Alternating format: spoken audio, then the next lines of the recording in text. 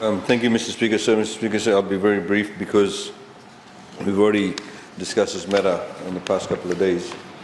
However, Mr. Speaker, sir, we in fact started the talks with New Zealand and Australia in the week, I remember the weekend of Easter weekend.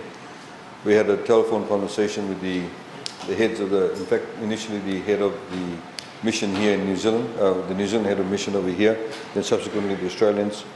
We had telephone discussions with the relevant ministers from Canberra and also Wellington.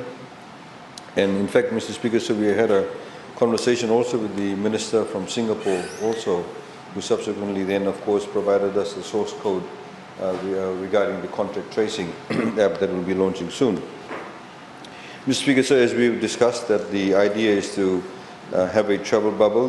The New Zealanders and Australians have said they initially want to open what they call the cross-Tasman bubble, which is Australia and New Zealand. And then they're looking at other partners. We have obviously said that we want to be in that bubble itself.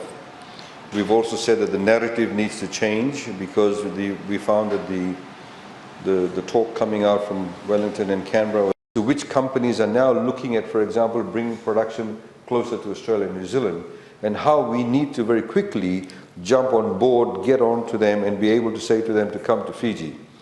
We, of course, will see some measures announced in the budget in respect of that to provide a facilitating environment.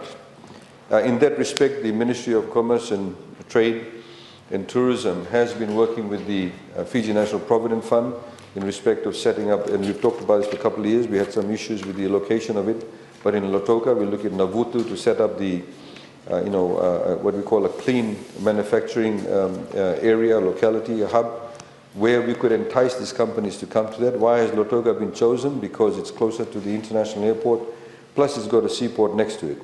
So we are looking at those opportunities. The bubble means also not just tourism, but also other types of commercial and financial opportunities for us, taking advantage of the hub status that we do have. Thank you, Mr. Speaker, sir.